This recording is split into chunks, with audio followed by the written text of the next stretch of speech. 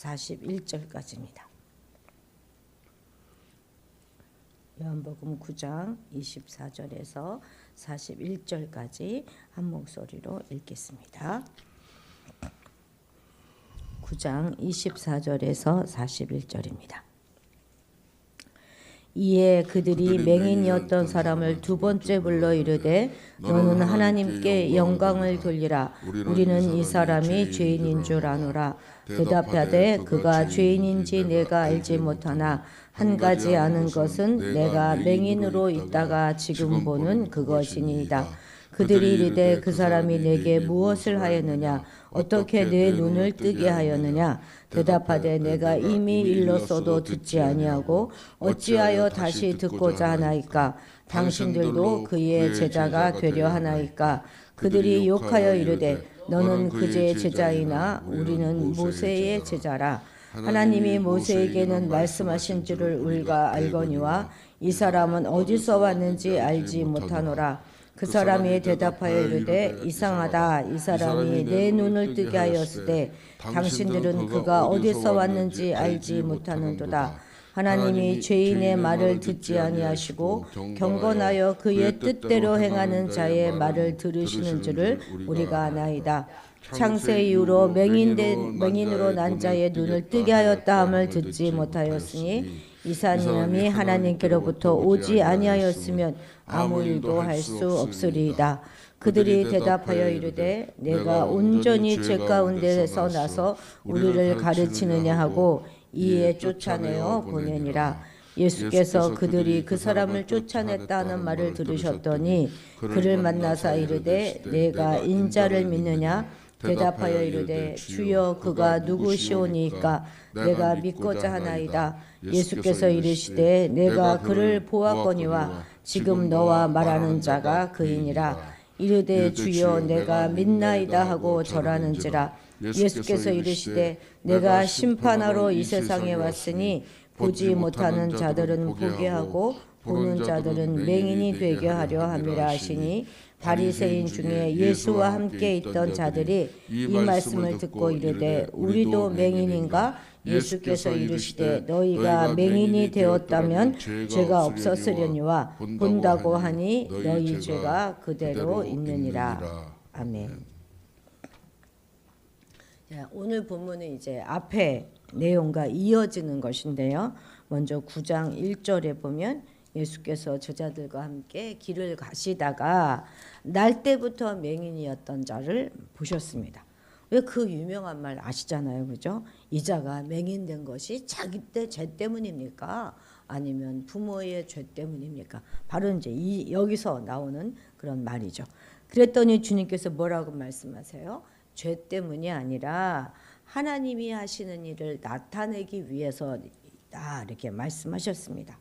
그리고 나서 이제 5절에 보니까 침을 뱉어서 예수님이 침을 뱉어서 진흙을 이겨가지고 그걸 그의 눈에 바르시고 6절에 실로암 못가에 가서 씻어라 이렇게 말씀하셨습니다. 그래서 그가 이제 실로암 못가에 가서 씻었더니 눈이 띄어졌어요. 밝은 눈으로 돌아왔습니다.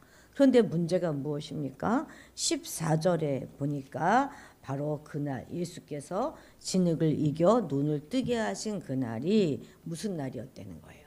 맞습니다. 안식일이었다 하는 것이죠. 그래서 막 난리가 났겠죠. 그죠?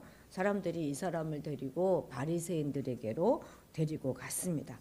그는 자신의 눈을 뜨게 해주신 그분이 선지자다 이렇게 고백해요. 그게 17절이죠. 선지자다.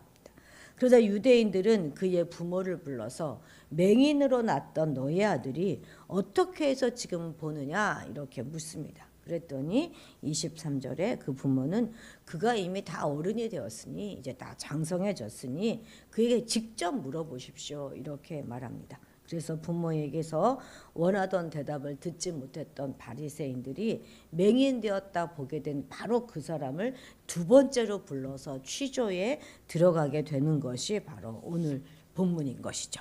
자, 24절 같이 읽겠습니다. 이에 그들이 맹인이었던 사람을 두 번째 불러 이르되 너는 하나님께 영광을 돌리라. 우리는 이 사람이 죄인인 줄 아노라. 불러놓고 곧바로 너는 하나님께 영광을 돌려라. 그래서 위압감을 조성하죠. 영광을 돌리지 못하고 있다는 말이잖아요. 이럴 때 우리가 해주고 싶은 말 딱 이거 하나 아닙니까? 아이고 너나 잘하세요. 너나 그죠? 예, 그리고는 이제 예수가 죄인이다 하는 자신들이 원하는 답을 제시하면서 거기에 동의하라 이렇게 겁박합니다. 무슨 말입니까? 예수는 죄인이다라는 이미 정해둔 판결을 인정하는 그것이 그들에게는 하나님께 영광을 돌리는 그런 일이라는 것이죠. 하나님 앞에서 영광을 돌리고 진리만 말하던 야훼 신앙은 이제 거짓과 살인으로 하나님의 이름에 먹칠하는 그런 타락한 종교가 되고 만 것입니다. 명백한 증거는 외면하면서 증인을 위협하면서 거짓 자백을 이끌어내려고 하는 그런 술수인 것이죠. 이 사내가 이미 정해진 틀에서 벗어난 진술을 하면 그는 하나님 앞에서 또다시 저주를 받게 될 것입니다. 우리에게는 별일 아니죠. 그 저주 해봤자 뭐 내가 아니면 그만이지. 하지만 이 맹인됨은 하나님의 저주다 이런 말을 평생 듣고 살아온 이 아주 귀에 못이 박이도록 들었고 살아온 이 사람에게는 엄청난 공포로 다가왔을 것입니다. 그런데도 그는 자신이 경험한 그것을 그대로 말합니다. 자, 25절 같이 읽겠습니다. 대답하되 그가 죄인인지 내가 알지 못하나 한 가지 아는 것은 내가 맹인으로 있다가 지금 보는 그것이니이다. 아멘. 아주 솔직하게 말하죠. 예수가 죄인인지 아닌지 나는 알지 못한다.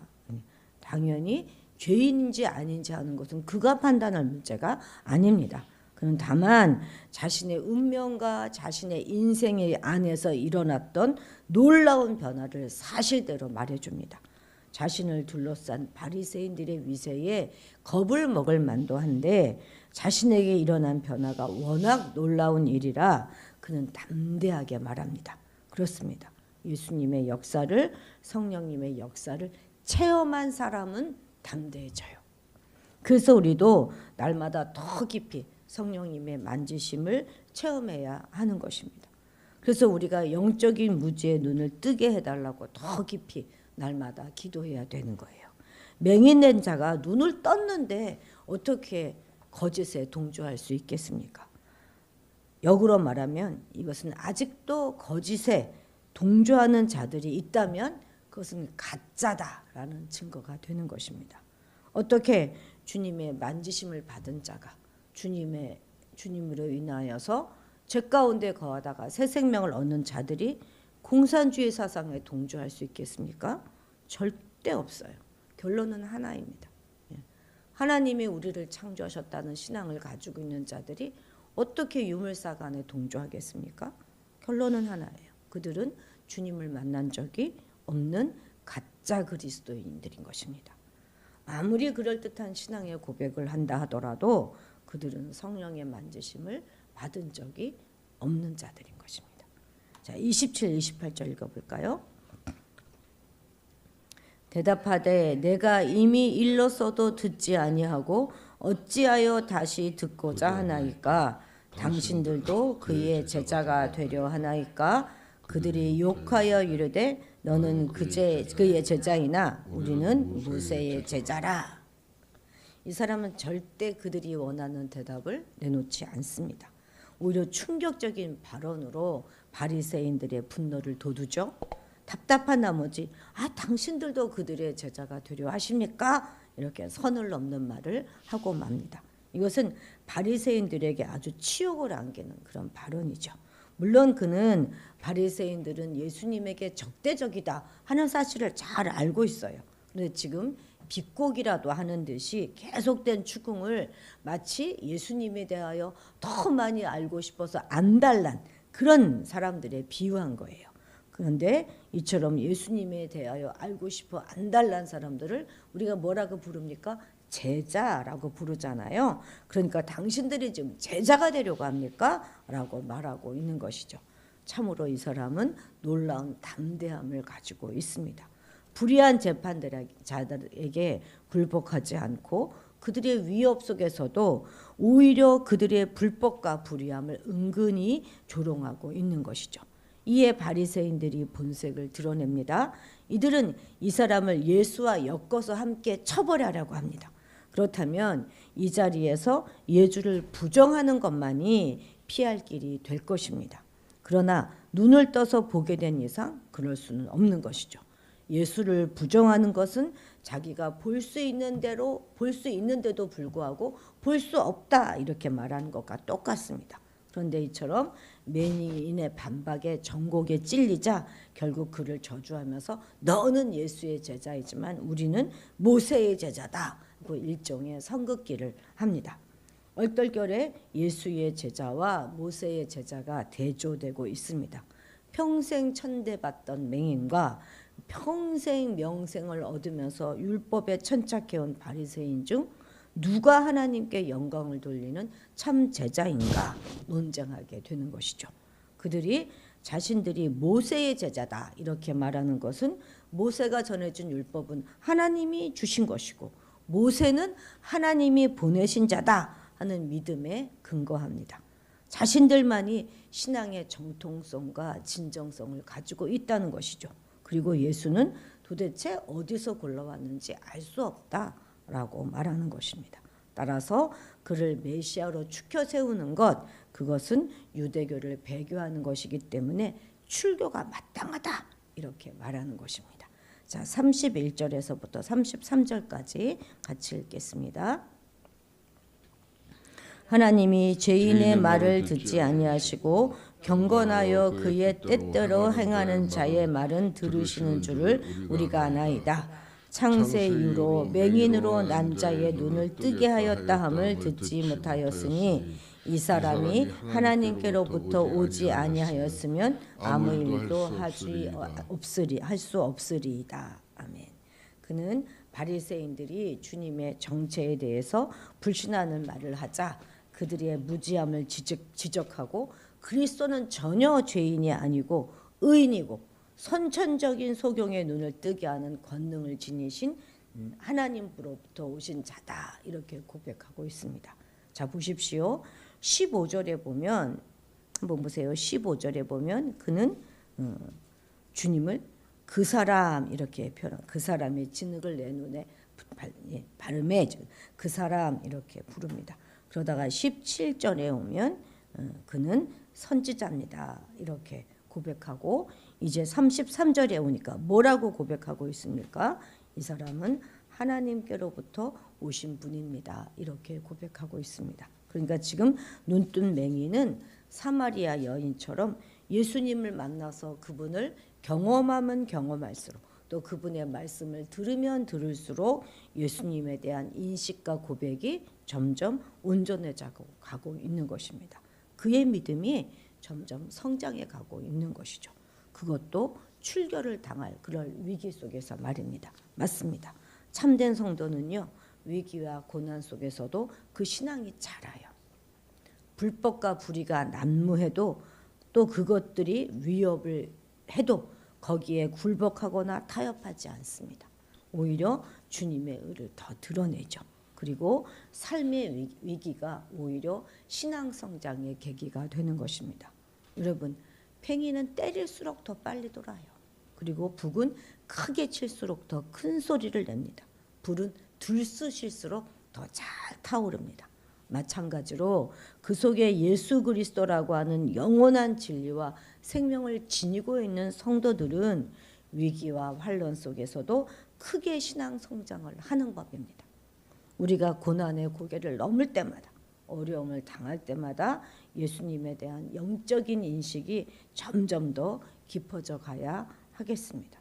바리새인들처럼 누구보다 많이 보고 듣고 배웠지만 고이 그냥 고이고 갇히고 우려먹는 그런 메마른 죽은 신앙이 아니라 열리고 자라고 날마다 새로워지는 그런 신앙을 갖게 되시기를 축복합니다. 35절 같이 읽겠습니다.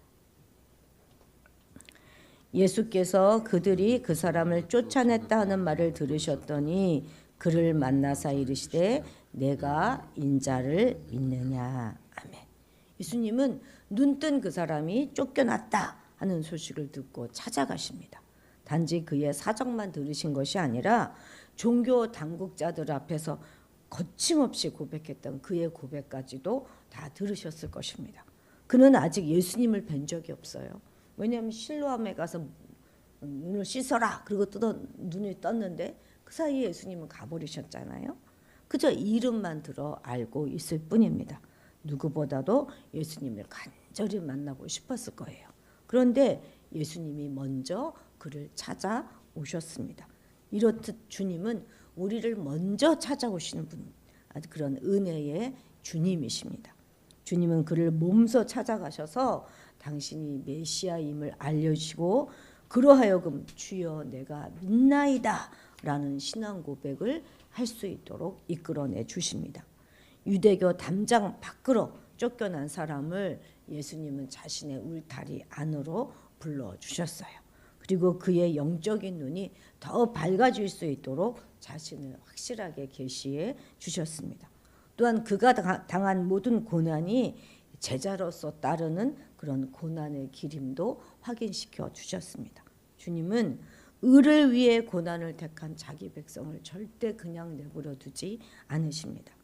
진리 때문에 당하는 고난의 현장에 결코 홀로 두지 아니하시고 찾아오셔서 만나주시고 힘을 주시고 불러주시고 믿음을 소생시켜 주시는 그런 분이십니다. 이렇게 자비로우신 분이 우리의 구주와 왕이라는 사실을 오늘 우리 감사드리십시다. 그리고 혹 실족했을 경우에도 낙심하지 마시고 주님의 은혜의 보좌로 나아가 회개하는 성도가 되시기를 바랍니다. 주님은 우리를 저버리지 않고 천국 가는 그날까지 우리를 사랑으로 돌봐주실 것입니다. 오늘도 여기 다 모이신 분들 다 안에 어려움이 다 있잖아요. 그런 어려움과 고난 가운데서도 우리가 그것에 굴복하는 것이 아니라 그것을 우리의 신앙을 키우고 우리의 맷집을 키우고 하나님을 더 깊이 만날 수 있는 그런 좋은 도구로 삼아야 하겠습니다. 오늘도 왕 되신 주님과 동행하는 한 날을 사시기를 주님의 이름으로 축복합니다. 기도하시겠습니다. 날 때부터 맹인이었던 자가 주님을 만남으로 눈이 띄어졌던 것처럼 우리의 영적인 눈도 밝히 떠지기 원합니다. 그 누구 앞에서도 흔들리지 않을 영적 체험을 우리에게 허락하셔서 우리가 보고 만지고 경험한 주님에 대한 흔들림 없는 믿음으로 살아가게 하옵소서. 그래서 영적 진리를 밝히 깨달아 주님의 사람으로 담대하게 살아가게 도와주옵소서. 어느 한순간도 우리가 가진 신앙으로 다른 사람을 정죄하고 판단하는 데 사용하지 않게 하시고 힘들고 어려운 인생의 모든 순간순간 자라나고 열리고 깊어지고 넓어지는 우리의 믿음이 되게 하옵소서. 우리를 먼저 찾아오셔서 우리의 신앙을 점검하게 하시고 건강하게 믿음의 고백을 하도록 인도하시는 주님께 감사드리오니 늘 우리의 믿음을 소생케 하여 주옵소서. 주님의 은혜의 보좌 앞으로 나아가는 우리가 되도록 인도하여 주옵소서. 감사드리며 예수님의 이름으로 기도드렸습니다. 아멘. 오늘 기도 제목입니다. 좀 보시고 북한과 중국 공산당 붕괴할 수 있도록 기도해야 하겠습니다. 이란도 이제 무너졌잖아요. 북한과 중국 공산당 붕괴를 위해서 기도해 주시고 우리 교회를 위해서 기도해 주시고 또 이제 여러 가지 기도 제목들 다 있습니다. 기도 제목들 가지고